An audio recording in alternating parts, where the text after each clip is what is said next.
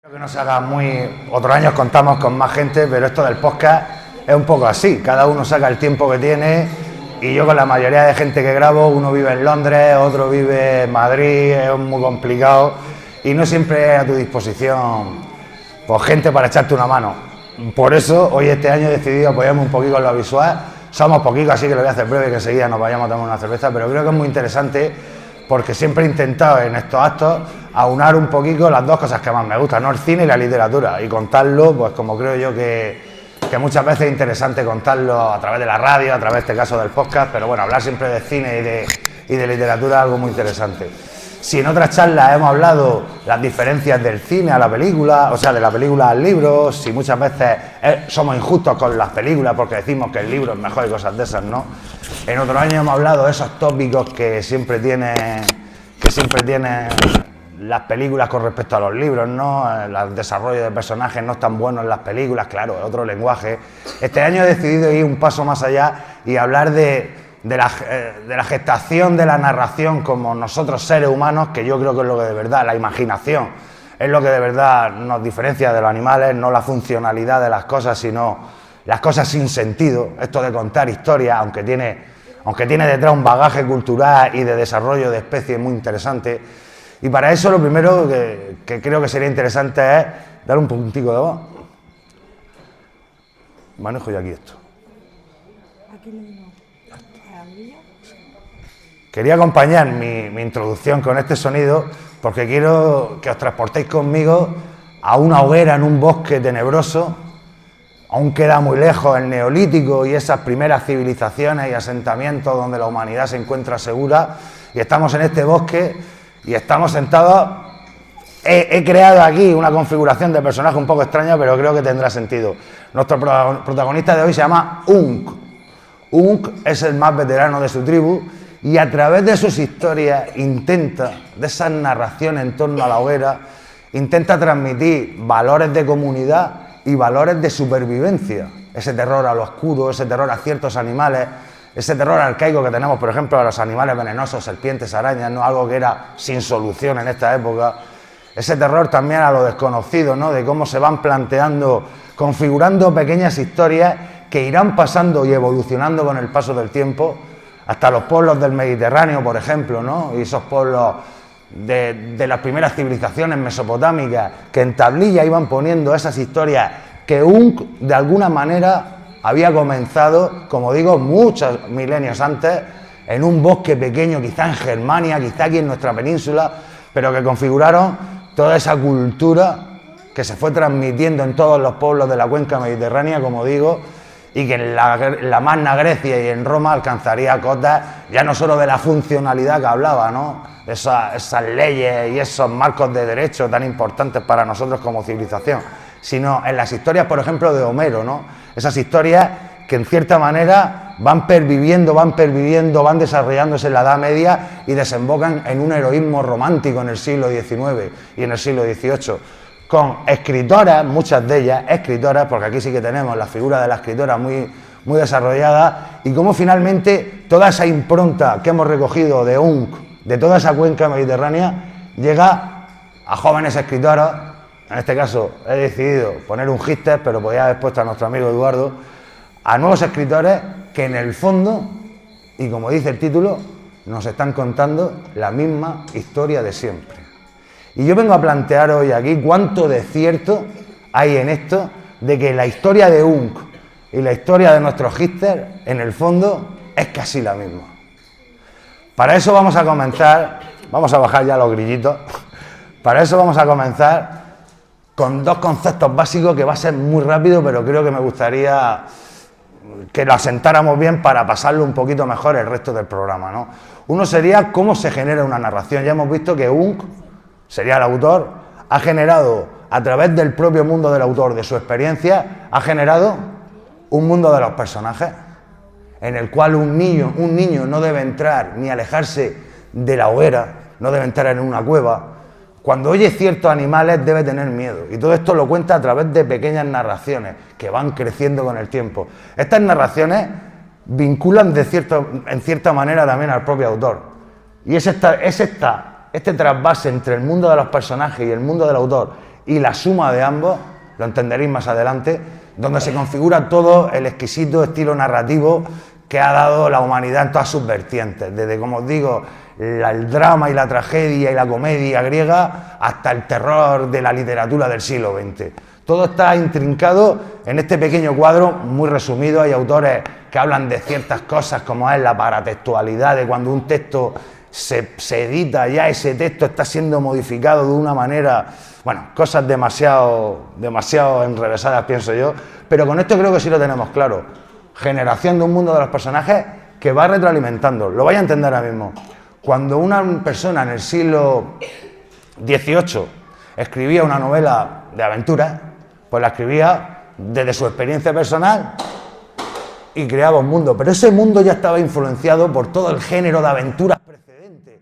Él va cogiendo de ahí ciertos códigos, ciertos valores, ciertos desarrollos narrativos que al final lo que te configura es una historia de aventuras. Creo que lo vamos a entender mejor, cómo tendemos a esa clasificación para poder entender todo lo que nos rodea. Dicen los físicos, por ejemplo, para que hagáis una idea, que el tiempo en realidad es algo conceptual, pero nosotros le dimos forma para poder entenderlo. Esto de que el tiempo pasa, el tiempo en realidad es algo mucho más complicado de explicar, pero nosotros tendemos todo a clasificarlo para poder comprenderlo mejor. Creo que en este caso, más que para poder comprenderlo, para poder disfrutarlo. Con esto lo vais a entender. Pasamos a la siguiente. Nos vamos ya no a la generación de narración en sí misma, sino a los géneros narrativos en el cine. Podemos extrapolarlo a la literatura, pero a mí me gusta más hablar de cine en este caso. Básicamente, todo el mundo, todos los grandes estudiosos del cine están de acuerdo que la humanidad, básicamente nosotros los espectadores del siglo XX, de este arte tan incipiente como es el cine, ¿no?, tan reciente, en pañales comparado con la literatura, tiene 3 escalones de clasificación y los 3 muy válidos. El primero sería el de los sentimientos. Es el primero, como veis aquí, reír, reflexionar, llorar, es el primero con el que nos quedamos cuando contemplamos una película, y es el primero con el que se genera un contrato con lo que tú vas a ver. Cuando tú vas a ver una película de risa, la película tú puedes decir que no te ha gustado en base a que no vivas la experiencia de reírte. Lo mismo para cada una de las cosas. Por supuesto, estos no son cajones estancos, sino cajones entrelazados donde en la misma película ríes, lloras, te motiva, incluso te puede asustar. Pensaba yo estos días, qué buen ejemplo, La vida es bella, ¿no? Una película que para mucha gente es casi una comedia, pero te está contando un hecho atroz y te lo cuenta de una manera donde confluyen muchísimos sentimientos.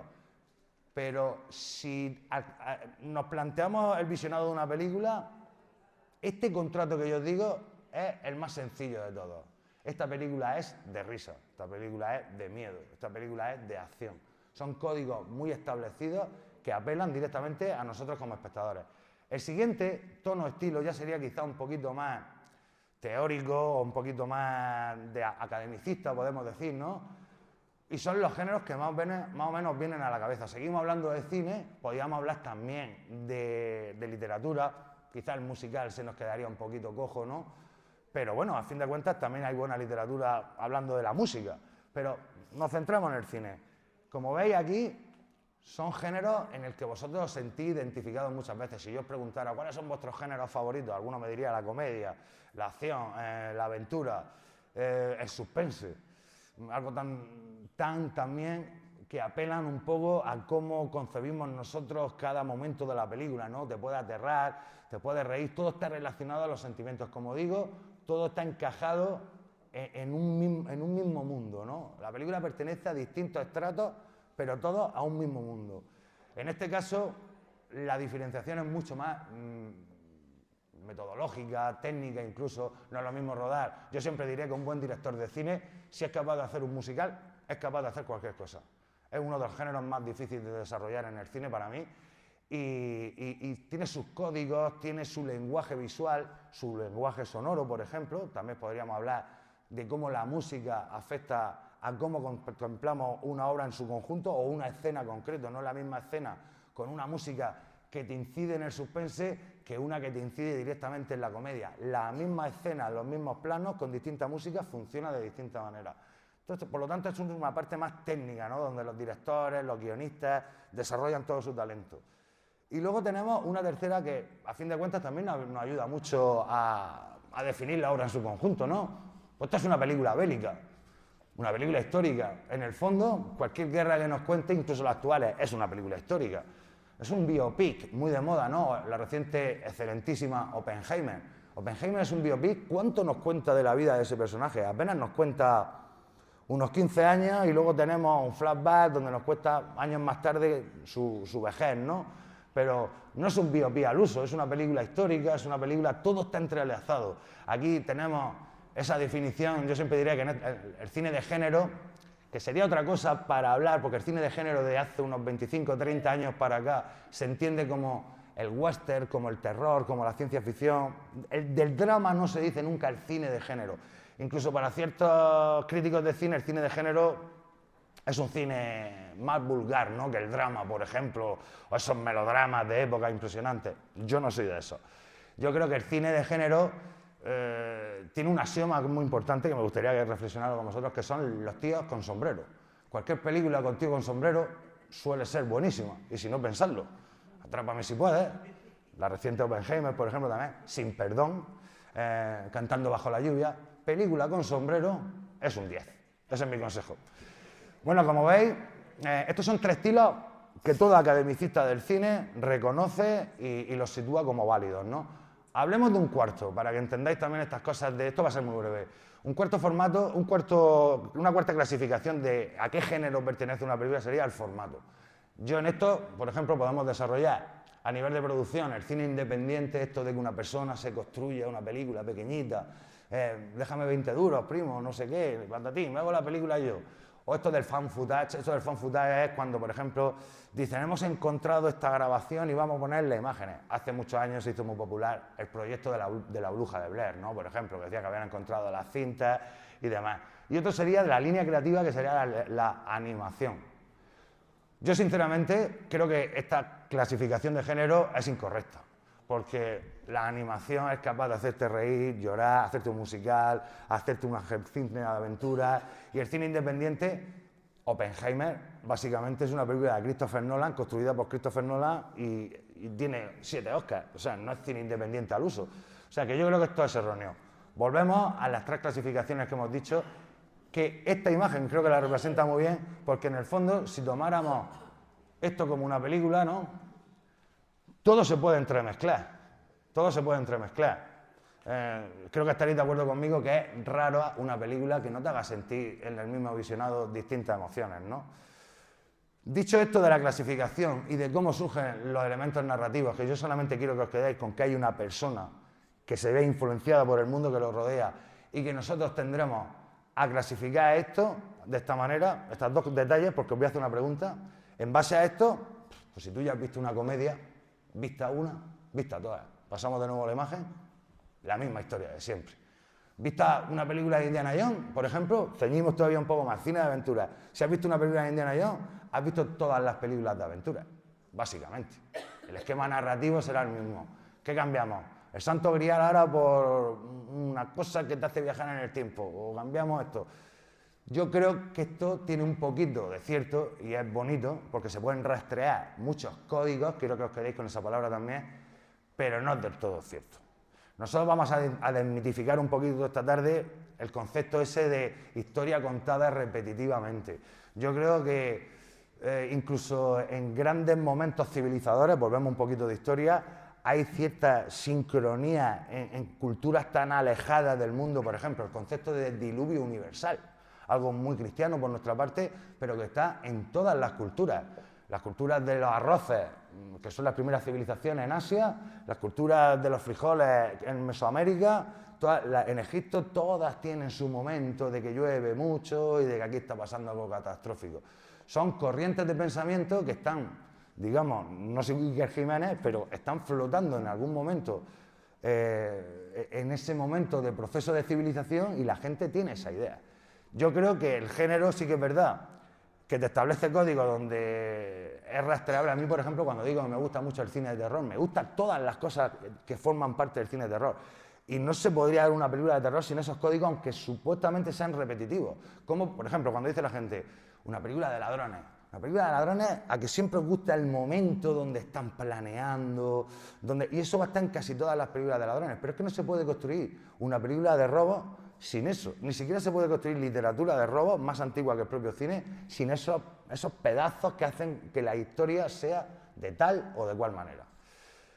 Para ello voy a proponer lo primero, vamos a centrarnos en un género nada más, porque creo que es mucho más aclaratorio, y va a ser un género que no nos va a hacer irnos muy atrás en la historia, porque es verdad que sobre aventuras, terror incluso, hay mucha literatura escrita y nos enfrascaríamos en buena tarde. Así que vamos a irnos a un género más reciente. Yo os voy a pedir que penséis en un detective. Tan solo os digo esa palabra, detective. No sé cuántos de vosotros os ha venido a la mente este personaje. A muchos de vosotros quizás, a la inmensa mayoría. Quizás sea el elemento definitorio en el siglo XIX, vamos a hablar poco del siglo XIX, pero el siglo XIX es interesantísimo a nivel cultural. Se comienzan a definir un montón de elementos que van a ser luego heredados por todos los creadores del siglo XX. Un ejemplo, por ejemplo, que no tiene nada que ver con esto. Wagner comienza a trabajar las músicas de su ópera en base a que cierto personaje va a tener esta música. Eso puede sonar, ¿verdad? Porque si yo hago de repente todo el mundo sabe que esa canción pertenece a unos personajes concretos, eso es el leitmotiv, y como eso, 40.000 cosas. John Williams lo utiliza, lo empezó Wagner. Aquí tenemos un detective, que es verdad que ha influido. Poe, por ejemplo, de la época también podríamos citarlo, pero sin duda alguna el trabajo de Doyle con la construcción de este personaje ególatra, inteligente a la par que poco inteligente emocionalmente con muchos de los que le rodean. El personaje femenino, por ejemplo, también de sus novelas, Irene Adler, una mujer de la que el propio Holmes dice que lo iguala en inteligencia. En el siglo XIX estamos construyendo un personaje femenino que iguala y rivaliza con nuestro personaje protagonista masculino. No todo se ha inventado esto de... O sea, hay mucha mujer bien escrita, pero hay que buscarla un poquito más. Irene Adler es una de ellas. ¿Y por qué os digo lo de la mujer también? Porque hay parejas de mujeres, detectives y tal, que no os han venido a la mente. Porque a mí si me dicen piensa en un detective, a lo mejor también pensaría en este. Y es un poquito a lo que invito esta tarde. Vamos a hablar un poquito del cine negro. Hablaremos de Holmes también y de esos detectives, pero creo que el cine negro, por ser relativamente reciente, están cumpliendo algunos de sus títulos 100 años en estos años y la década que viene harán 100 años un montón de obras maestras. Yo creo que define mucho cómo hemos evolucionado contando historias y siendo nosotros mismos como sociedad. Cómo a través de estos personajes que configuran toda una época de creación literaria, cinematográfica, con todo lo que lo precede y todo lo que lo ha seguido a este periodo clásico, nos podemos retratar como sociedad. Vamos a mezclar un poquito historia, creación cultural y creo que lo vais a entender. Pasamos a la siguiente. Bueno, aquí tenemos el personaje de Dashiell Hammett, de Sam Spade, del Halcón Maltés, y me gustaría reflexionar con vosotros cómo hemos pasado de Sherlock Holmes a este Sam Spade. Bueno, 1930, creación de la película, la novela es un poco anterior, pero en esos años hemos vivido una Europa y un mundo en general que quiere ser mejor. Hemos vivido los años de la Primera Guerra Mundial, pero ese mundo que quiere ser mejor y que quiere establecer un nuevo orden de paz y de tal, fracasa estrepitosamente en la Sociedad de Naciones, antecesora de la ONU. Incluso en Europa aparecen personajillos como este, que de repente, en pocos años, todavía no estamos en los años del conflicto, vendrán a cambiarlo todo, ¿no? Mucha gente lista durante esta época en Europa se irá emigrando a Estados Unidos a seguir trabajando, y muchos de ellos de la parte cultural. Por ejemplo, se dice que no sabe Hitler cuánto bien hizo al cine, haciendo que la mayoría de fotógrafos, de directores de fotografía, el propio Hitchcock, podemos mencionar, y cantidad de directores y creadores europeos se fueran a dar su arte a Hollywood, ¿no? O sea, que es un elemento el tío este que generó una Europa de miedo y eso contribuyó. Pero es que es Estados Unidos que recibe a mucha gente, a muchos creadores, de repente también, 1929, el crack de Nueva York, de la bolsa. Esto es una cola donde un montón de gente de bien, que seguramente quería trabajar, no podía trabajar y está pidiendo un café. Esta es la América que se ha creado en este periodo que va del final de la Primera Guerra Mundial a la década de los 30. 1929, 1930 y poco, una América devastada, una América donde el miedo ya no está en las películas de la incipiente Hammer, ¿no? Con sus clásicos de Drácula, sino el miedo está en las calles, y nunca mejor dicho, el miedo y la violencia están en las calles. La ley seca, contrabando, violencia, y da pie a que surjan elementos infames y personajes tan infames como el propio Hitler, quizás a su manera, como es este, ¿no? Al Capone, que sin duda alguna todos conocéis. Y estos son un poco los personajes que tenemos rondando en esta Europa, en esta América, unos personajes pues son muy oscuros, una sociedad muy pesimista, donde cree que los valores ya no tienen cabida, sálvese quien pueda. Y eso da pie pues, a un nuevo entretenimiento. Al Capone, por ejemplo, en 1900, ya muy reciente, enseguida tenemos una película que no es exactamente su nombre, porque estaban todavía ahí las cosas calientes, pero nos cuenta mucho de todos estos años violentos. Esto es Howard Hawks, 1931, si no recuerdo más. 1932, esta película, como veis, estamos en estos años y ya se está produciendo este cine con apoyo, por supuesto, también de un elemento que a mí me encanta. Vamos a hablar primero de la radio, si queréis, que también estaban esos radios seriales, de aventura. Ya se está definiendo el género mucho, todos los géneros en esta época. A mí me gusta mencionar también estas revistas. Qué casualidad que tanto Sherlock Holmes como Dashiell Hammett y su halcón maltés, ambas obras, varias obras de Sherlock Holmes y esta, iban publicadas en pequeñas revistas que se llamaba literatura hard-boiled, viene así algo a decir como excesivamente cocido, ¿no? Como muy caliente, ¿no? Porque había sexo, había tal. Vamos un segundo para atrás. Esta literatura también es conocida como pulp fiction, este título seguro que os suena más, ¿no? Hacía referencia a lo endeble del papel, ¿no? Este papel de pulpa, ¿no? Y bueno, y son aquí donde se desarrollan muchas de estas historias, como digo, historias buenísimas, tío con sombrero.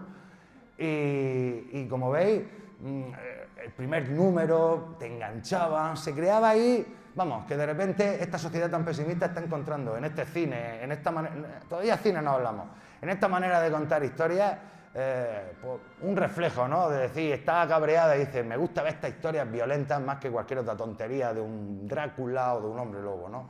Y así llega la primera gran obra. Esta sigue, no me equivoco, 1941, efectivamente, nos estamos yendo ya una década, ya hemos tenido toda esa década mala del crash del 29, lo hemos pasado muy mal, y esta sin duda alguna para muchos la primera gran película de lo que estamos hablando aquí esta tarde, el cine negro, el halcón maltés, con personajes clave de la historia del cine, Humphrey Bogart y John Huston, por ejemplo, en la dirección. ¿Qué podemos decir de esta película? Prefiero hacerlo con imágenes. Los personajes, ya hemos hablado de Sam Spade, ese MacGuffin, que es el halcón maltés, ese MacGuffin. MacGuffin es un elemento que no sabes lo que es, pero es lo que mueve toda la trama, ¿no? Esas sombras. Y esos personajes que de Joel Cairo, el villano, no sé si es el villano de la película, pero el cine negro también nos ha dejado muchos personajes oscuros, sádicos, tenebrosos, a fin de cuentas, que están marcados en la iconografía del propio arte, del propio cine, ¿no? Para mí el ejemplo de Peter Lorre como Joel Cairo es uno de ellos. Y por supuesto, la tensión emocional.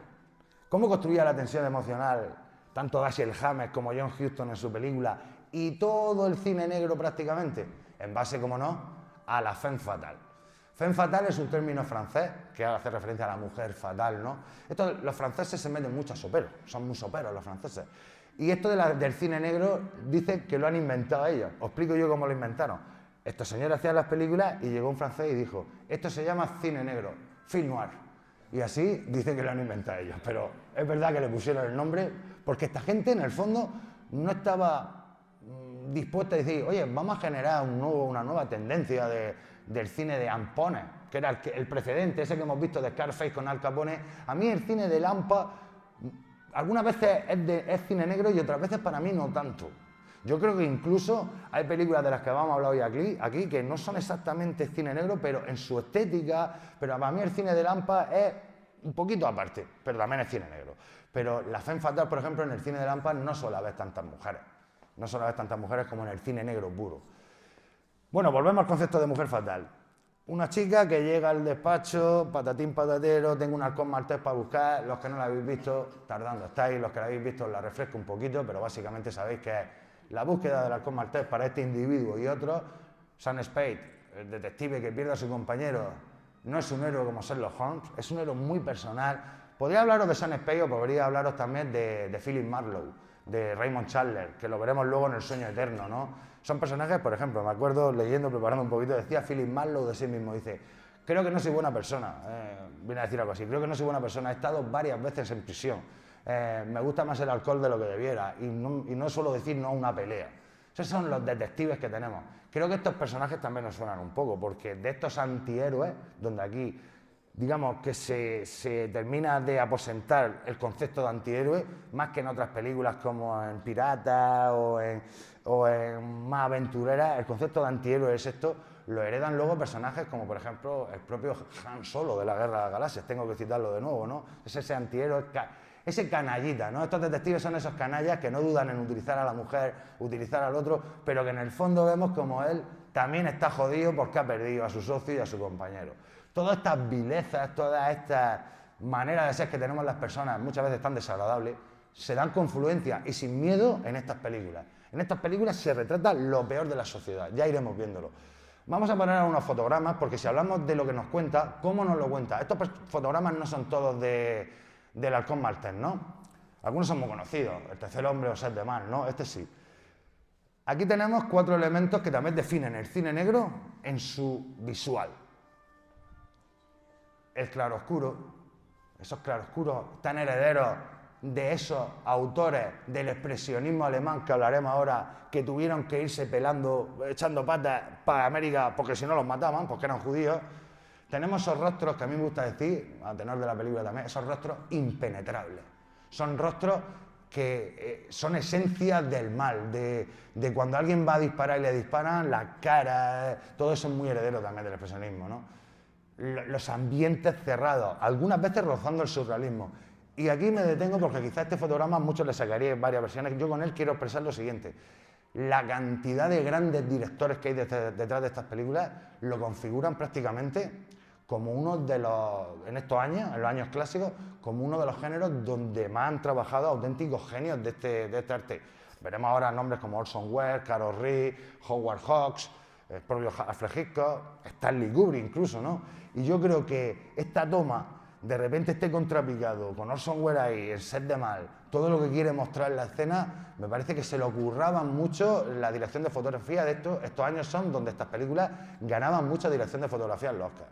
Vamos a compararlo rápidamente, tenemos aquí los 4 y hablaba del expresionismo alemán. Como veis, me he buscado 4 fotogramas parecidos, aquí tenemos en Nosferatu, la sombra, el tenebrismo, esto viene, podemos hablar de Caravaggio, ¿no? En el Renacimiento.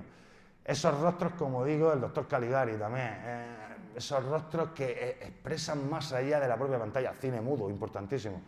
Esos ambientes surrealistas, de nuevo aquí el doctor Caligari, ¿no? Y por supuesto, la técnica, en este caso he querido representarla con una película que para mí, yo la sigo viendo hoy en día y me quedo loco. Metrópolis de Fritz Lang sigue siendo una cosa, dices tú, ¿cómo pudo hacer esta película en la década de los 20? Con todo lo que se ha inventado luego, la puedo entender cómo está hecha, pero cómo se le ocurrió todas estas cosas. Me parecen auténticos genios, tanto el expresionismo alemán en su vertiente terrorífica o de ciencia ficción, como el cine negro, confluyen una serie de directores que son magníficos y salen obras realmente interesantísimas. Pasamos. Bueno, hablando de obras, le echamos un traguito de agua. Hablando de obras, os mencionaba al detective Philip Marlowe, El sueño eterno, dirigida por Howard Hawks, ya lo hemos visto antes en Scarface. Mirad, vamos a hacerlo por grupicos. Os he puesto estos 2 títulos porque creo que cada una a su manera representa... Aquí vamos a establecer ciertas aristas del cine negro, ¿no? Una de las aristas perfectamente podría ser estas historias de detectives, ¿no? El sueño eterno es otra obra maestra. Creo que Raymond Chandler y Dashiell Hammett son los 2 mejores autores literarios y en estas 2 películas, El halcón maltés y El sueño eterno, son las mejores adaptaciones de novela negra en estos años, que según me he leído la novela y lo he visto, y ambas me parecen magníficas. Historia de un detective es una película, o incluso La ciudad desnuda, estuve pensando cuál ponerse una película más distinta. Os podía hablar de este y de La ciudad desnuda porque son películas donde casi rozan el serial radiofónico. La ciudad desnuda, por ejemplo, tiene mucha voz en off, te va contando distintos casos pequeñitos de un detective y esta también es muy interesante. Vamos a abrir una nueva arista dentro del cine negro. Son los años de la guerra. Ya ha empezado la Segunda Guerra Mundial. Y el cine no tarda ni siquiera apenas un año, Tener y no tener, de 1940... Me tengo que traer el papel para acá. Es que no quiero liarme con las fechas. Tener y no tener, de 1944, fijaros, aún no acaba la guerra. Y Casablanca. Son películas que nos están hablando del conflicto, durante el conflicto. Tener y no tener a través de nuevo Humphrey Bogart, con un pequeño bote que tiene y a echar una mano a la resistencia francesa. Y Casablanca, que preparándome esto, casi todo el mundo la deja fuera del cine negro. Yo me negaba esta tarde a no mencionar Casablanca, porque es una película que a mí me hizo amar el cine en blanco y negro y creo que es de las mejores películas para empezar cualquier chaval más jovencillo que quiera ver una película en blanco y negro, ¿no? Me parece Casablanca simplemente es la perfección. Y luego una película que también la considero la perfección a posteriori, porque os decía yo, las vilezas, lo peor de nosotros, y eso es lo que se ve, porque al fin de cuentas Rick es una buena persona, pero lo que vemos en El tercer hombre de Carlos Rick con Orson Welles como uno de los protagonistas es inmoral. Estamos en la Suiza de la posguerra con todo lo que aquello conlleva y se está haciendo extrapelo con penicilina, con los pacientes, o sea, robando hospitales. Lo peor de nosotros. Muchas veces, y hablo de esta, como luego hablaré de otra, hay una línea muy fina, como digo, esto del género es una mentira que no hemos inventado a nosotros para clasificar y sentirnos más cómodos cuando tenemos que entender lo que nos están contando.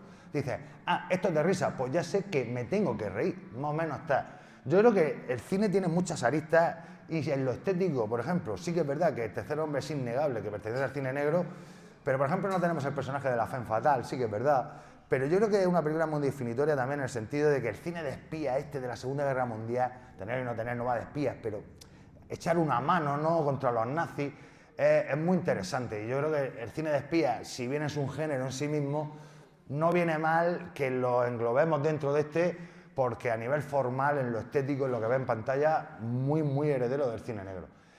Una nueva arista de este cine negro que yo os estoy presentando es, para mí, la más interesante, que es la femme fatale, ¿no? La femme fatale ha dado lugar a un montón de controversias de cómo tienes que escribir los personajes femeninos. Yo, contra lo que diga mucha gente, creo que personajes... Bueno, mira, os presento las películas. Perdición, El cartero llama dos veces. Nos detenemos en La dama de Shanghái. Estas dos películas están escritas por el mismo autor, John M. Cain. En ambas tenemos un concepto más o menos básico. Yo, mujer, estoy casada con alguien y si muere o le pasa cualquier cosa, yo voy a tener un dinero. Como os decía de nuevo, las vilezas humanas, ¿no? La ambición, la codicia. Y entonces nos encontramos en esa. Y en esa, el papel de la mujer, bueno, Barbara Stanwyck es increíble. En Perdición, y Lana Turner, según nos cuenta el papel del hermano de Bill en Kill Bill, el propio Bill, estoy haciendo una referencia a la película de Quentin Tarantino, no dejaba de chuparse el dedo cuando Lana Turner salía en pantalla. O sea, son mujeres impresionantemente guapas, pero que para mí, contra lo que se podía pensar, no están escritas de forma machista. O sea, son mujeres... Hombre, si nos ceñimos a que... Es que son las malas. Y por eso ya es machismo. Yo no lo voy a entender así esta tarde, pero estoy abierto al debate. Yo creo que son mujeres súper inteligentes, capaces de sí mismos, en una época donde la mujer estaba saliendo ya de la fábrica porque ya estaban volviendo el hombre de la guerra, ahora lo veremos, y vuelve a tus cositas y vuelve a tu cocina, que ya no me interesa que esté haciendo camiones ni cosas de esas. Tú haz lo tuyo y a tu hijo. Cocina, hijo y a educar. Pues estas mujeres no. Estas mujeres construyen su sexualidad, construyen el personaje de una manera totalmente realista, ¿por qué no decirlo? Mira, me cago en la leche, qué casualidades tiene la vida. Este libro tiene muchísimos años después, Perdida, excelentemente llevada al cine de David Fincher.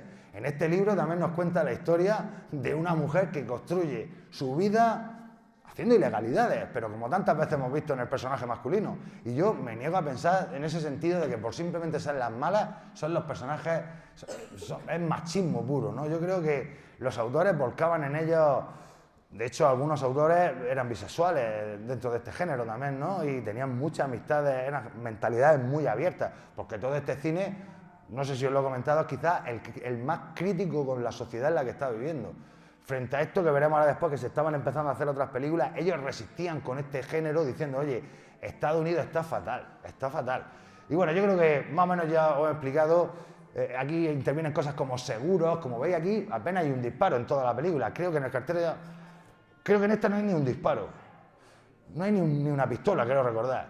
Y es costo de cobro el seguro, si muere, eso como veis ha perdurado mucho en muchas historias que luego veremos que están todavía presentes.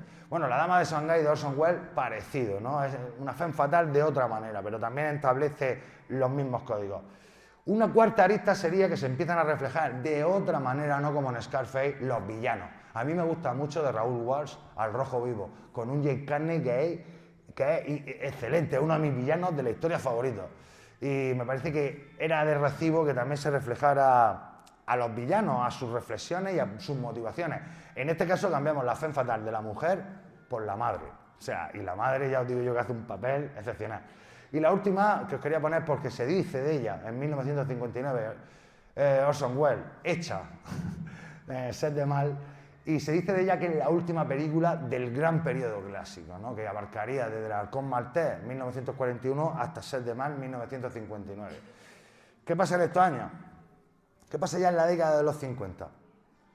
En la década de los 50, como digo, durante la Segunda Guerra Mundial, tenemos a la mujer con un incipiente papel protagonista en la propia sociedad y en los motores económicos de la sociedad, pero, amigo, que aquí están pasando cosas, pasamos de esto a esto. ¿Qué es lo que le interesa a la sociedad? No, hombre, vamos a tener los roles de género definidos, porque si no, hay 1000 puestos de trabajo, yo no puedo estar aquí pensando qué mujer va a trabajar, ni cosas de esas. Bueno, y nunca mejor dicho, 1000 puestos y 2000 y 3000, porque parece que ya no estamos recuperando. No hay cosa que una guerra no cure, chicos. Cualquier recesión económica, una guerra, a los 10 años estamos otra vez como si no hubiera pasado nada. Estamos construyendo coches, estamos vendiendo esas casas, ese modelo de vida americana que tanto recordáis, ¿no? Televisión, familia, el hombre que sale de la casa, good morning, estupendo, ¿no? Embrujada, esas cositas, ¿no?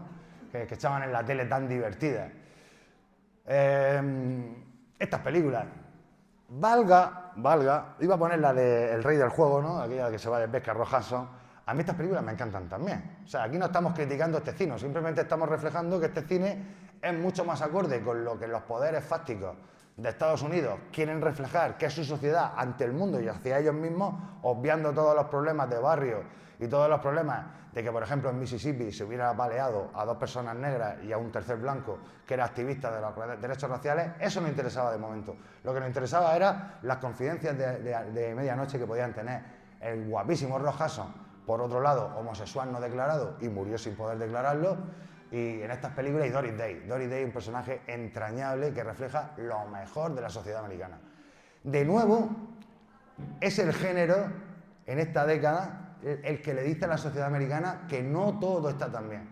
Yo siempre defiendo el cine de género, esto que los críticos dicen que lo bueno es el drama y todo eso, yo siempre lo defiendo porque muchas veces va por delante, tanto la literatura como el cine. Y de nuevo nos están diciendo, chicos, la cosa no está tan bien.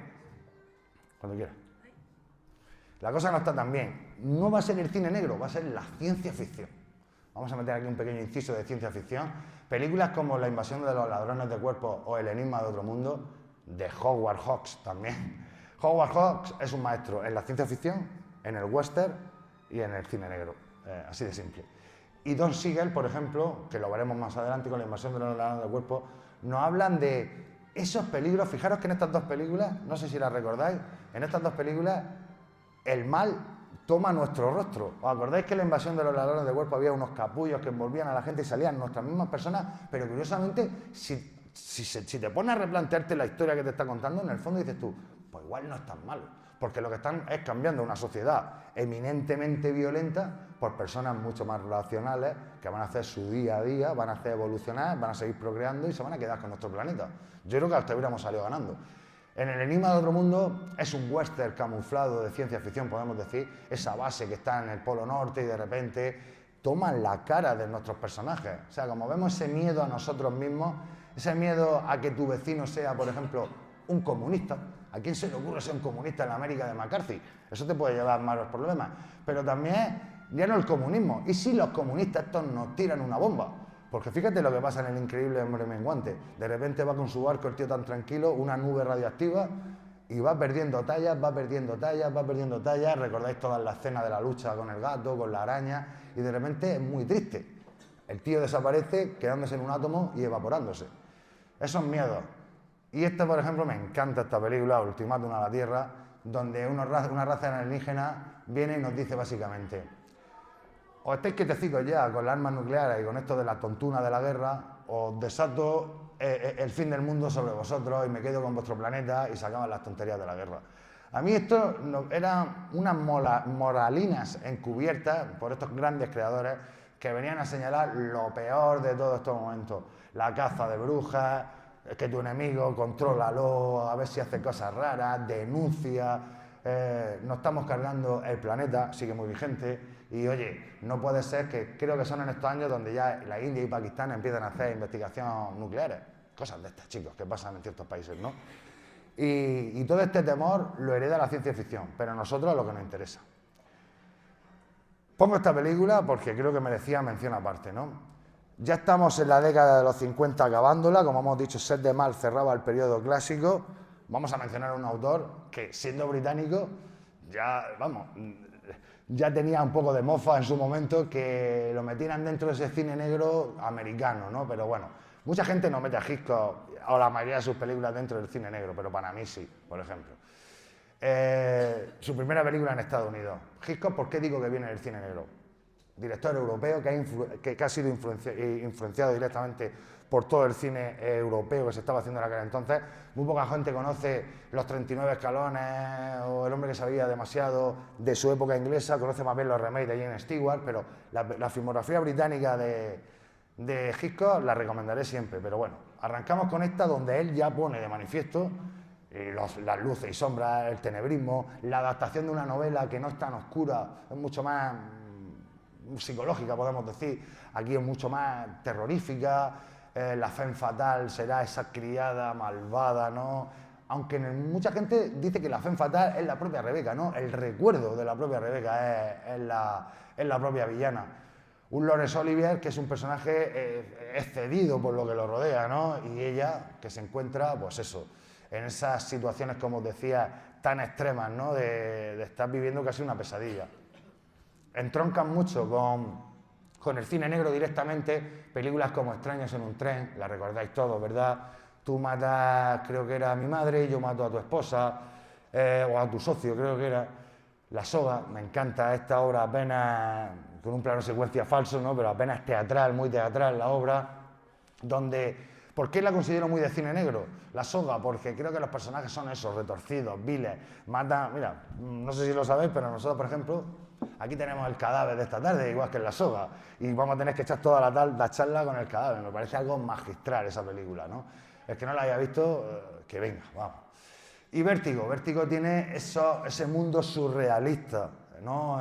Tan heredero algunas veces de Dalí, incluso podemos decir, ¿no? Un personaje femenino también extremo, psicológicamente derrotado, y un Jane Stewart con sombrero, ¿qué puede salir mal, no? La siguiente entronca mucho con el cine de espías, esos nazis que se han ido a vivir a Brasil, Argentina y todos estos sitios, ¿no? Cary Grant, Ingrid Bergman, para mí excelentes en esta película.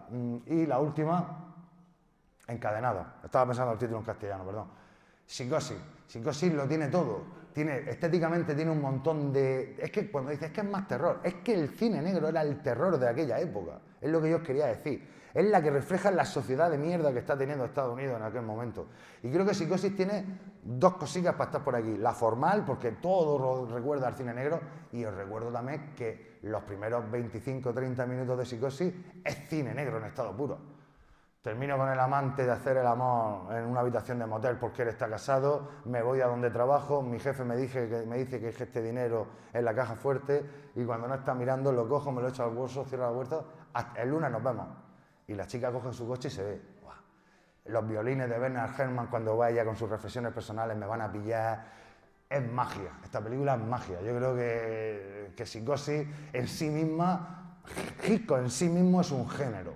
Es quizá, junto con Steven Spielberg, el director que mejor ha sabido plasmar en pantalla toda la información posible sin manchar, sin entorpecer el desarrollo de la narrativa. Me parece una barbaridad. Incluso todas estas películas de Hitchcock que hemos visto que pertenecen a ese periodo clásico, el propio Hitchcock podemos decir que en cierta manera también se rinde a la nueva manera de hacer cine en Hollywood. Y Con la muerte en los talones, que para mí es su película, es mi película favorita, quizá no la mejor, lo sé, pero es la que más me divierte, sin duda alguna, tiene comedia. Y él, en la comedia precisamente es donde se pierde mucho de ese cine negro tan de moralina, de ese cine negro tan oscuro. Yo creo que Con la muerte en los talones refleja mucho el cambio generacional que ha habido, ¿no? Ya se hacen las cosas para toda la familia. Bueno, vamos a pasar ahora, esto brevemente, estamos en una biblioteca, quería comentar dos autores. Uno que comienza la que se denominaría la generación Beat, generación de ciertos autores que a través de sus escritos, ciertamente extraños, muchos de ellos, intentan reflejar esa sociedad americana que ha fracasado, esa sociedad americana de la mentira de la familia delante de la tele, esa sociedad americana de los barrios, de las adicciones. Tanto William Burroughs en su El almuerzo desnudo como Philip K. Dick en su obra en general. Yo he puesto aquí la que luego sería Blade Runner, pero en Minority Report, por ejemplo, que el informe minoritario también es una obra donde habla de la adicción a las drogas en los años 60, ¿no? Y en los años 50 Burroughs. Me parece, como digo, muy avanzado siempre la literatura de género y el cine de género a los políticos, por decirlo de alguna manera. Bueno, estos años vamos a enmarcarlo un poquito más, porque hemos hablado de la Primera Guerra Mundial, de la Segunda, y os hablaba al principio de aquello del mundo del autor. El mundo del autor. El mundo del autor ha cambiado radicalmente. Todo se ha venido abajo ya. Como vemos, no es una sociedad perfecta, es una sociedad de conflictos continuos. Todo ello deriva en una sociedad también que alberga esperanzas de cambio, ¿no? Y de enfrentamiento.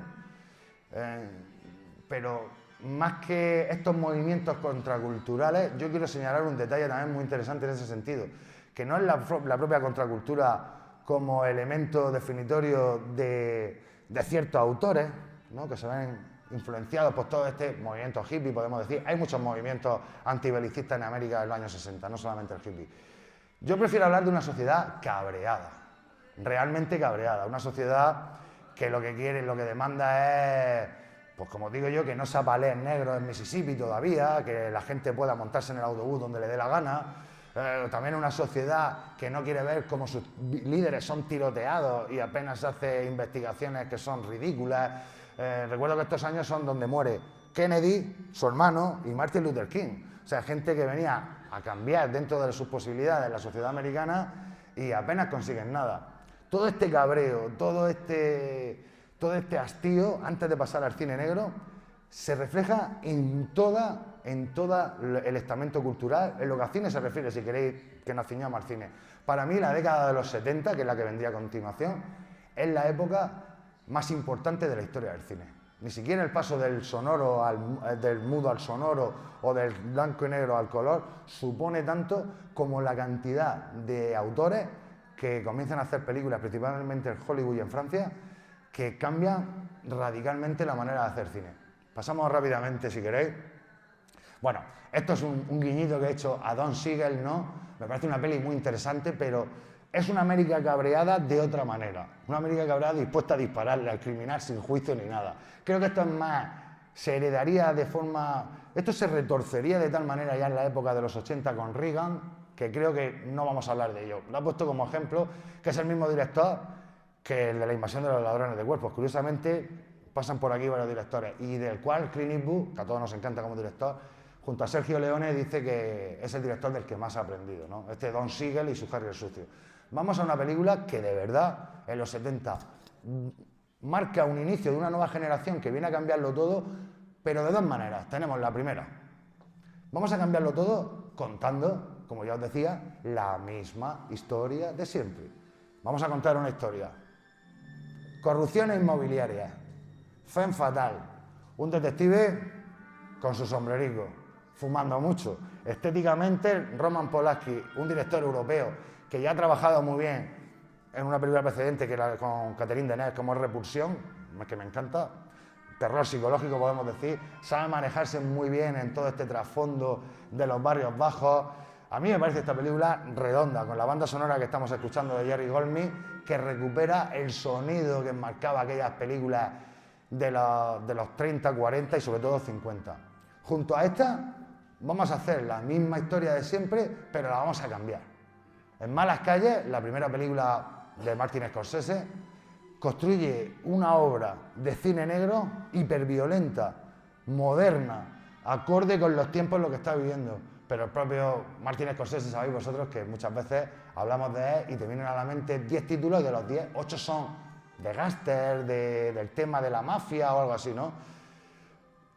Yo adelanto que aquí no vamos a poner ni El Padrino, ni el 1 ni el 2, porque yo considero al Padrino que va más allá del cine negro, ¿no? El Padrino es la respuesta más clásica a ese cine de Lampa que os decía yo con Scarface, por ejemplo, ¿no? De todas maneras, El Padrino 1 y 2 son de las dos películas que considero perfectas. Muy pocas películas hay perfectas, y dos de ellas son El Padrino 1 y 2. Merecerían pasarse por aquí por muchas cosas, la fotografía, todo, pero son mucho más grandes de lo que estamos hablando esta tarde.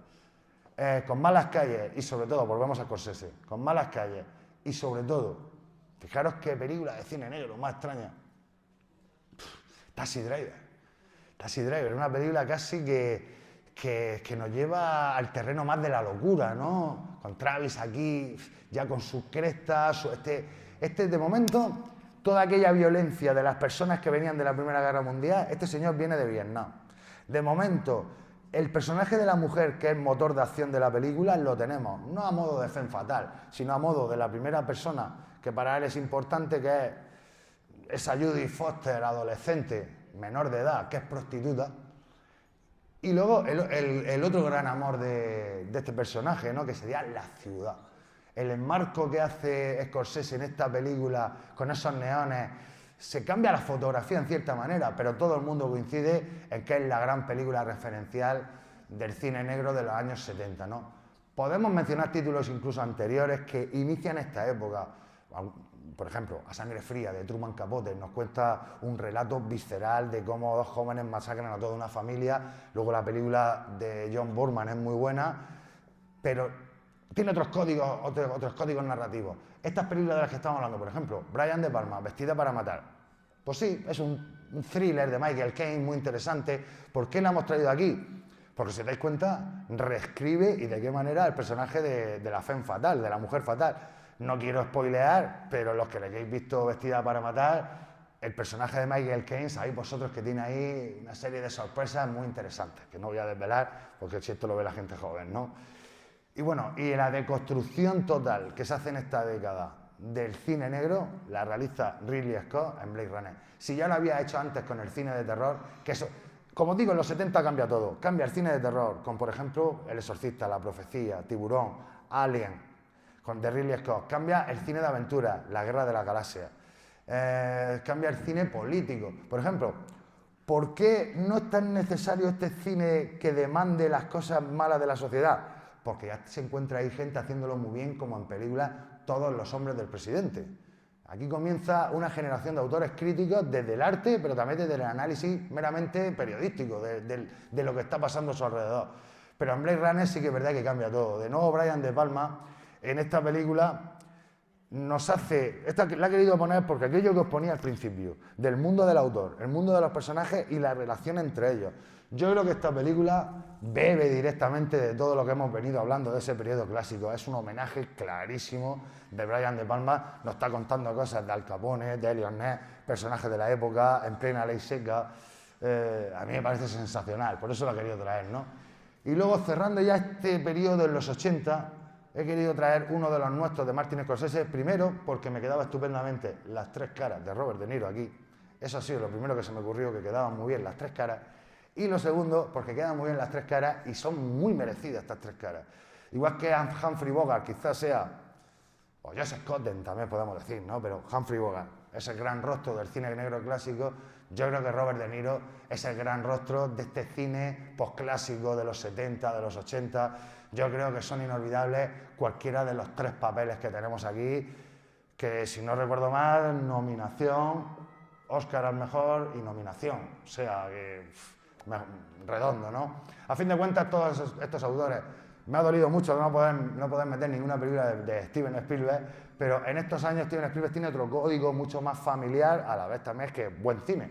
Pero son estos directores, Brian De Palma, Scorsese, los que a mí me gusta señalar, y Ridley Scott con su Blade Runner, los que a mí me gusta señalar. De Ridley Scott hemos hablado poco, pero nos daría para una tarde entera. Yo creo que esto de llevarse el típico detective, que el único problema que tiene la película es que no lleva sombrero, el detective Deckard, pero por lo demás es cine negro puro. Vamos a vivir ahora otro cambio generacional y ya vamos a ir terminando. ¿Pasamos? Bueno, aquí os pongo varios títulos. Vamos a escuchar un poquito esta música mientras que bebo agua.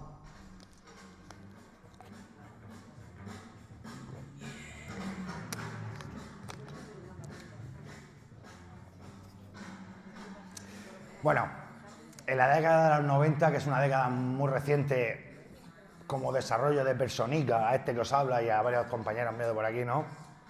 Es una época que si nosotros habíamos crecido con las historias de nuestros padres, y yo se lo agradezco mucho a los míos de que me enseñaran tantas y tantas historias, era el momento de tener nuestras propias historias. Sí que lo pasábamos muy bien viendo las películas que hemos referenciado, ¿no? Desde las más recientes, Los Intocables, yo me lo pasaba genial, pero necesitaba que contactara conmigo a otro nivel, que es el nivel generacional.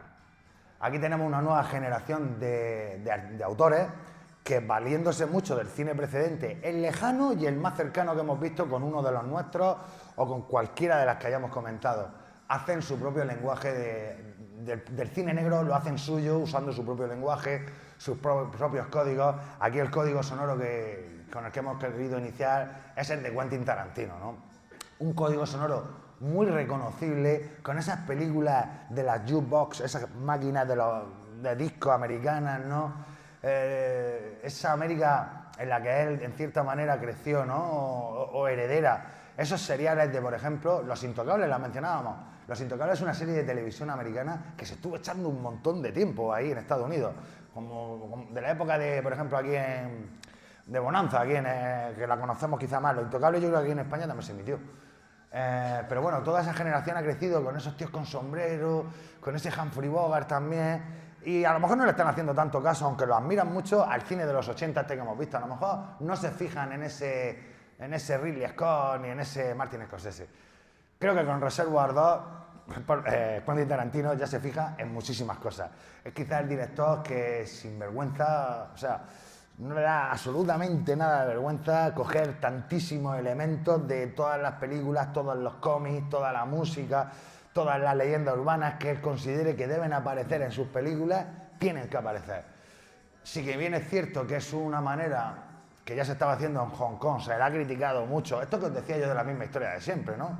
Yo creo que si se estaba haciendo en Hong Kong este cine de encerrar a la gente en 4 paredes y que acaben matándose a tiros, pues yo creo que es cierto que se estaba haciendo, pero no alcanza las cotas de la hechura, del saber hacer que tiene Quentin Tarantino, en la que recuerdo es su primera película. Reservoir Dogs es su primera película. En ella nos cuenta la historia de una serie de personajes, nombre en clave, varios nombres, ¿no? Y ya la iconografía de los trajes, las gafas, no llevan sombrero, pero es una buena... Aunque no llevan sombrero, es una buena película, os la recomiendo. Y sí que es cierto que lo hace suyo a todos los niveles. Violencia descarnada, amputación de oreja mediante y todo. La música, los códigos de... yo, por ejemplo, la primera vez que vi esta película, pues tendría unos 12, 13, 14 años como mucho, ¿no? Y recuerdo que al principio, que es una mesa de restaurante, el típico restaurante americano de desayuno, y están todos los mafiosos con sus trajes ahí puestos, y está la cámara alrededor de ellos, hablando cada uno con uno de al lado, y está toda la secuencia, me parece magnífica. ¿Qué tenemos aquí de cine negro? Como os decía, la violencia, pero también el código entre los propios personajes, ¿no?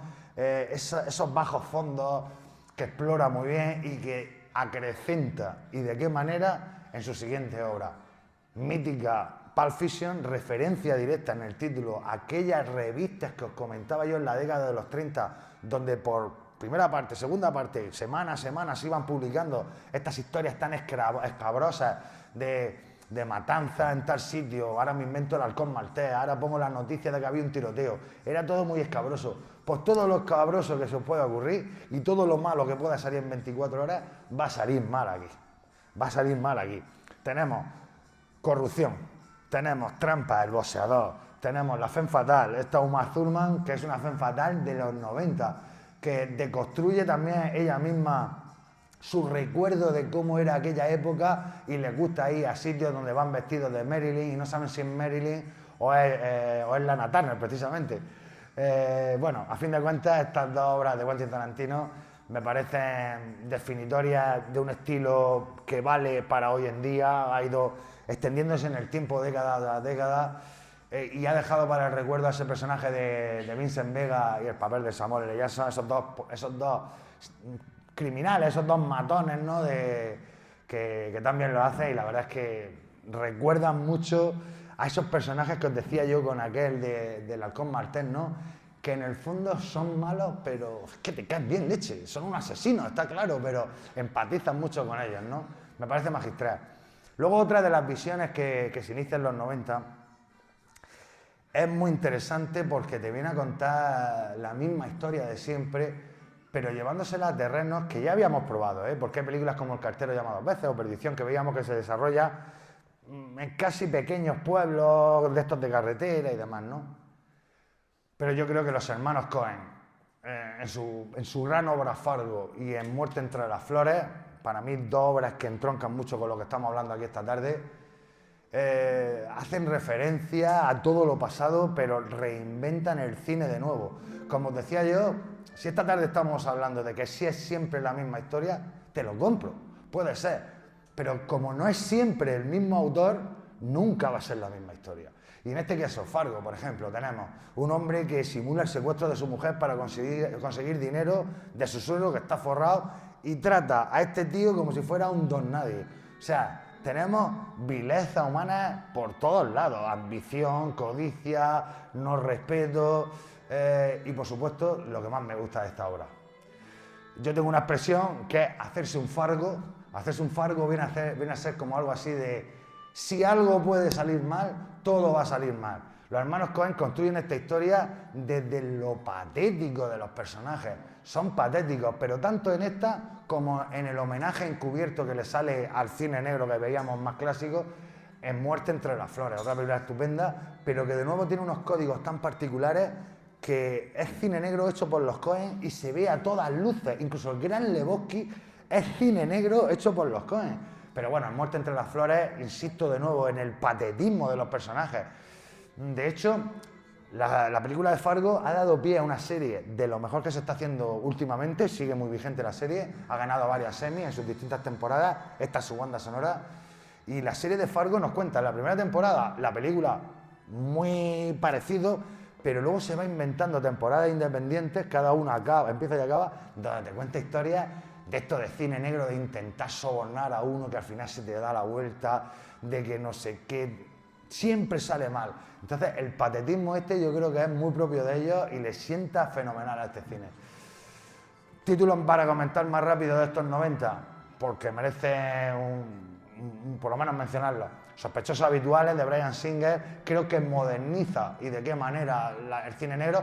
Creo que de todas las que llevamos en tono, estilo, aquello que os decía un poco es la que juega más con el modernismo de los 90 en adelante. Bueno, esta ya se sale de modernista porque esto es una historia de ciencia ficción filtrada de nuevo por el tono del cine negro, Dark City de Alex Proyas. Bueno, yo he puesto aquí Seven porque básicamente inaugura un nuevo género en el cine, por lo menos lo populariza, porque ya habían películas de asesinos, pero sobre todo me quedo con Los dos detectives. Creo que Los dos detectives, os recuerdo que la película pasa en 7 días y en 7 días te define los dos detectives, la mujer, la definición de personaje, el villano, que hacen Seven, más allá de la sorpresa final o lo que te puede fascinar o aterrar la película, creo que la construcción de personajes y en la incesante lluvia en remarcar esa idea, creo que construye una película que desde mi punto de vista es cine negro muy noventero, pero muy serio también, ¿no? Y luego, bueno, pues tengo que mencionar al señor Christopher Nolan. Me hablaba de él antes en Oppenheimer. Christopher Nolan, al igual que Hitchcock, yo lo considero un género en sí mismo. Es un director que no se casa con los géneros, podemos decir. En esta película, por ejemplo, Memento, os la recuerdo un poco, un hombre que a través de un accidente, bueno, a través de un ataque que le realizan en el domicilio, ve morir a su mujer, tal, pero bueno, el pobrecito del hombre, el mal recuerdo que tiene, la mala historia que tiene es que desde ese golpe no puede recordar nada más allá de 5 minutos. O sea, tú se lo cuentas y tiene que ir constantemente con nota apuntándoselo porque se le olvida. Es capaz, de hecho hay muchos juegos del gran cineasta que es Nolan, de personajes, tener una discusión con él, salir por la puerta y entrar, y el tío está intentando apuntar, acabo de discutir con este, no te fíes, y no encuentra papel, y el otro entra, otra, lo que pasa es que no quiero hacer spoiler, y la otra entra y dice, ¿qué ha pasado? Y el puñetazo se la da a él, porque lleva la cara magullada, y dice, me ha atacado este, o sea, lo enrevesa todo de tal manera que estamos jugando con códigos que ya conocemos del cine negro, porque el tío ha perdido a su mujer y quiere venganza, la femme fatal la hace maravillosa, un detective privado que está pululando por ahí, la historia de Sammy Jenkins, os he hablado alguna vez de Sammy Jenkins, pues Sammy Jenkins está dentro de la historia y es una referencia a todo ese cine negro, porque Sammy Jenkins es un hombre que su mujer, digamos, tiene que demostrar ante el seguro que a él también le pasa lo mismo que a este tío, que se le olvidan las cosas. O sea, es una lección magistral este Memento, que es su segunda película, primera película en suelo americano, su segunda película, su primera obra de Following también habla, es británica, también habla del cine negro, pero esto es una obra maestra del cine negro de los 90, de cómo construir todo esto en base a ideas nuevas. Seguimos, bueno, Nolan me hizo pensar en el cómic, por supuesto tenía que mencionar Sin City de Frank Miller, y por supuesto el cómic en la que está basada esta película, que para mí, dentro del siglo XXI, quizá El Caballero Oscuro, una película que es de Batman, que es de un superhéroe. ¿Esto cómo puede ser? Pues posiblemente para mí, para muchos, coinciden en que es la mejor película de cine negro del siglo XXI. Tenemos, dale para un segundo, tenemos al personaje del Joker, que olvidaros que se llame Joker y olvidaros que Batman es Batman y es Bruce Wayne. Tenemos a un tío que lo que quiere es, como ese Jay Carney en El Rojo Vivo, hacer que la ciudad arda. O sea, básicamente lo que quiere es el caos. Tenemos una femme fatal como esa, quítale que es la mujer gato, Catwoman. Tenemos un personaje como el de Anne Hathaway, ¿no? Que es una femme fatal de tomo y lomo. Y tenemos todas las intrigas del ayuntamiento y de todo, de una ciudad corrupta, bueno, simplemente magistral. En este sentido, dale, Cari, cuando quieras. Me voy también era justo, hemos hablado del cómic, que es otro arte, pues vamos a hablar de otro país. No os preocupéis que no es Francia, vamos a hablar de Inglaterra. Y en Inglaterra me gusta mucho esta trilogía de Guy Ritchie, la que se denomina la trilogía londinense, quizá la más conocida de todas es El Nácedo y Diamante, pero bueno, os recomiendo las tres, Lock and Stock, El Nácedo y Diamante y Rock and Roll. Habla de todo lo que estamos diciendo, corrupción, joyas, clanes enfrentados, trampas, bajos fondos, el tono visual de la película simplemente magnífico. Y qué casualidad que le gusta tanto el cine negro que Guy Ritchie lo que hizo fue, no hay imagen, pero los dos Sherlock Holmes, aquellos que hizo de Robert Downey Jr., ¿os acordáis? Hace de nuevo a Sherlock Holmes un personaje suyo y hace una película que es de Sherlock Holmes a todas luces, pero no es la misma historia de siempre de Sherlock Holmes, nos está contando cosas nuevas. Pasamos. Bueno, aquí en... No, esta no es, es la de la confidencia, Cari. Ya está. ¿Vale? Bueno, aquí en los 90 hemos tenido ahí un pinche, nos hemos metido ahí un demonio.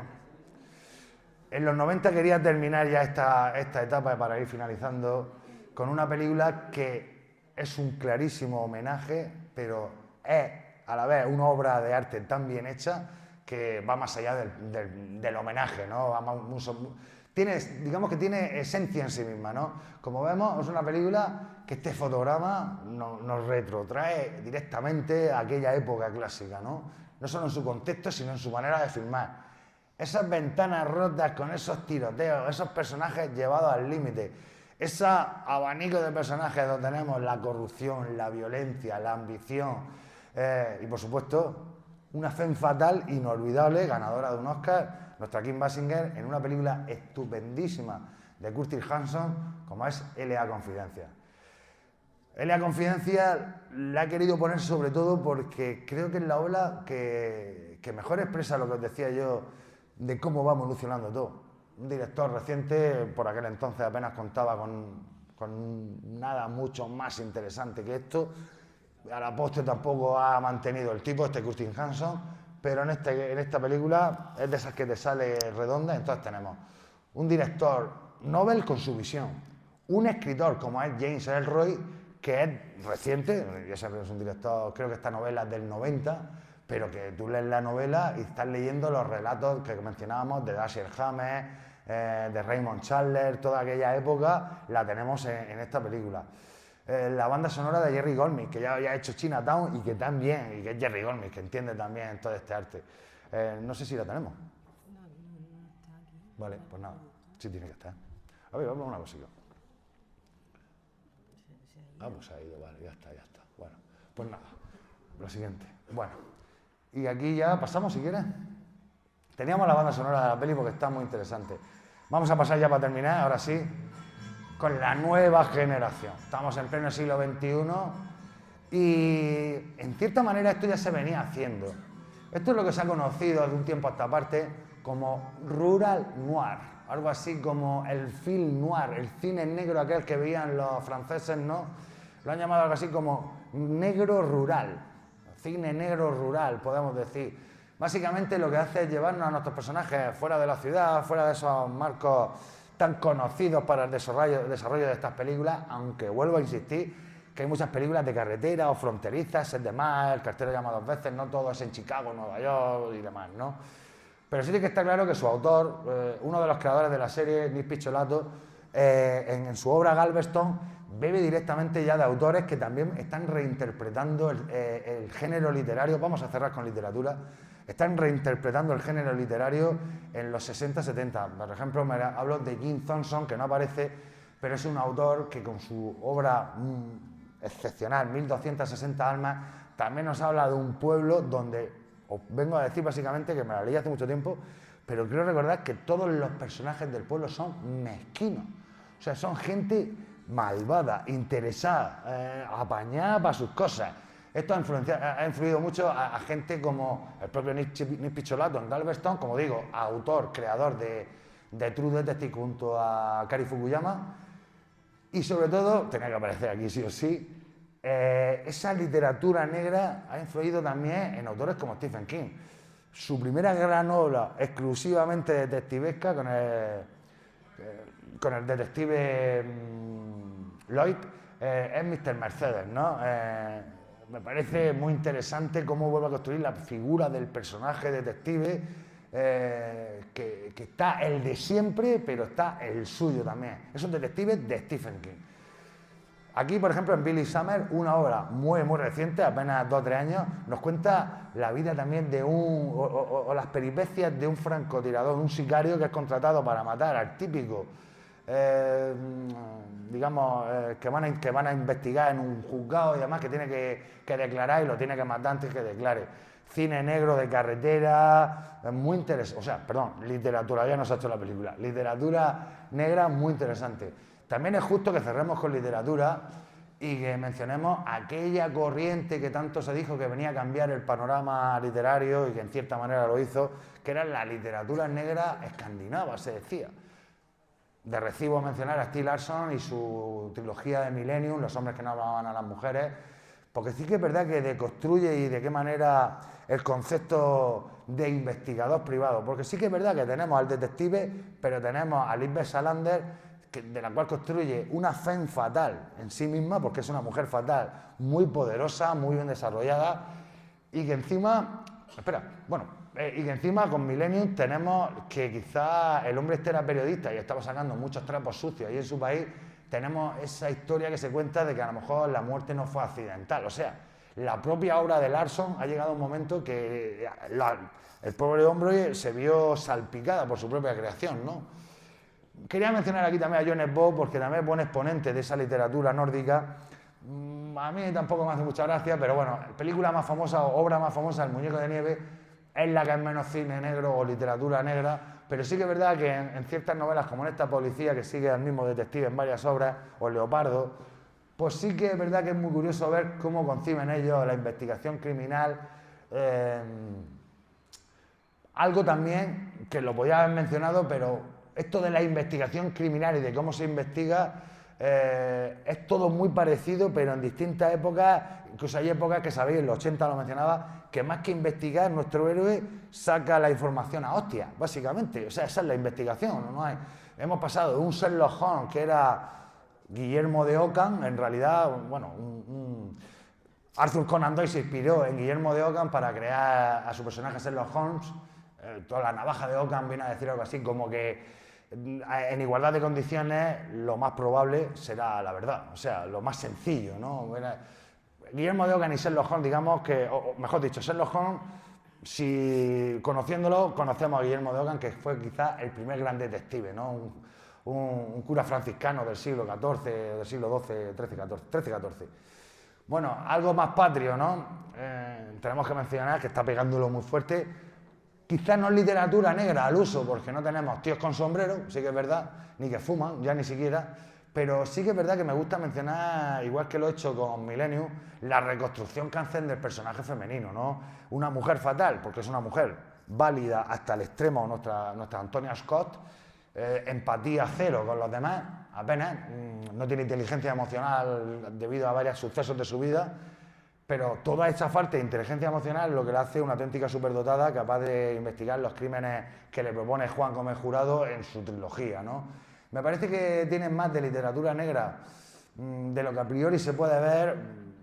Sí que es verdad que estéticamente o como está construida es muy de ahora, muy del siglo XXI. Quizá esta obra sí que es un canto literario a aquella época, en este caso a la nuestra, ¿no? Una Barcelona a la que nos muestra Carlos Ruiz Zafón en La sombra del viento, que tampoco es literatura negra al uso, pero sí que me gusta el imaginario que nos presenta Carlos Ruiz Zafón, con esa niebla, con esa Barcelona, con la niebla del océano, ¿no? Con esas luces titilantes de las farolas. Me parece unos códigos literarios muy cercanos a la novela negra. Arturo Pérez Reverte también está ahora con un detective en danza y esto no acaba nunca. A mí me gustaría pensar que un buen referente para terminar el programa y para que más o menos entendamos de qué hemos estado hablando un poco, es enfrentar esta obra, True Detective, con una obra que salió el mismo año. Y la gente decía, es que es la misma historia, o sea, es la misma historia, o te venían a decir, es que es muy parecido, es que cómo se nota que lo ha visto. Digo yo, hostia, si esto no lo ha visto, si esto se está haciendo en Estados Unidos y este director en la Isla Mínima lo está haciendo aquí en España. Es lo que os decía muchas veces, hay ciertas sincronías que no podemos establecer de ninguna manera. Que a dos personas se le ocurren códigos, yo creo que son más códigos visuales y de contexto que de historia, porque la historia tiene poco que ver. La de True Detective con esta, creo yo. Pero sí que es cierto que me comía a mí muchas veces la gente, cuando saben que te gustan todas estas cosas, te comen un poco la cabeza y te vienen a decir, es que no me gusta True Detective o no me gusta la Isla Mínima porque es que se han copiado de True Detective. O sea, tío, ¿qué tontería estás diciendo? Si no se conocen ni los directores. Y bueno, y aparte, que a la postre, Alberto Rodríguez posiblemente sea el director más en forma que hay dentro del cine de género español. El Grupo 7, esta película, ha tocado el cine negro de espías también, como puede ser con esto de Roldán, ¿no? En El hombre de las mil caras, y la última, la de Modelo 77, la de la cárcel. A mí me parece un género en sí mismo, Alberto Rodríguez, hace películas buenas, ese es su género. Pero bueno, de cualquiera de las maneras, sí que me daba pie a establecer lo que hemos hablado un poquito, ¿no? De cómo es inevitable que los géneros. Nosotros hemos establecido las historias que nos cuentan en género. Ese ha sido nuestro primer error, no lo sé. ¿Nos facilita cómo contemplamos la obra? Pues quizás sí, pero también nos deja ese mal gusto algunas veces de decir, parece que ya he visto esta historia, pero vuelvo a insistir y ya vamos a terminar, que esta misma historia de siempre, la historia de Unk, ha ido transmitiéndose y variándose, y hay tanta diferencia en nuestro primer contador de historias, en el que nos ha tocado vivir ahora y en todos los que tenemos entre medias. Por ejemplo, cuando la gente habla de Cervantes y sus creaciones, ahí el Amadís de Gaula es anterior a Quijote, o sea, nada está inventado. Y esto no fue el arquitecto de las pirámides que de repente se fue, fijaros lo que estoy diciendo, que se fue a hacer pirámides también a Sudamérica. Esto no va así, son sincronías culturales que el hombre tenemos. Y luego, por otro lado, cuando tenemos a generalizar, no es la misma comedia. O sea, cuando a ti te dicen, me gustan las películas de comedia, te gustan las películas de comedia porque conoces sus códigos, pero el buen espectador sabe diferenciar entre una película, y más si hemos hecho como esta tarde, que hay casi 100 años en algunas de las obras que hemos tratado, ¿no? O en algunas más. Yo quería, de todas maneras, terminar aquí en este bosque con estas reflexiones, política, mi técnica de sonido. Diana ha estado genial esta tarde, ¿eh? ¿Sabes? Bueno, quería invitaros a que todavía nos quedan muchísimas más historias por conocer. No sé si algunas serán de capa y espada, no sé si algunas serán de naves espaciales, o quizás de hombres en el desierto, montados a caballo, con un plano como le gustaba a John Ford, por media pantalla, mientras suena esta música, y demostrando que el cine de género, el western, la ciencia ficción, el terror, el cine negro, como hemos hablado esta tarde, es adelantado a su tiempo, es el que mejor muestra cómo somos, y creo que la misma historia de siempre es la que le tenemos que seguir contando a todo aquel que, como vosotros esta tarde, hayan estado dispuestos a escucharla.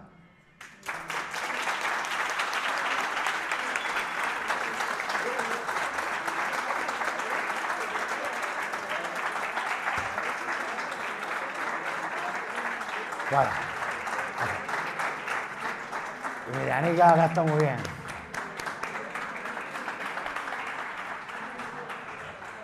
¿Qué música vas a hacer? Se me ha escapado al final. Ya, no pasa nada. Me hice la peli que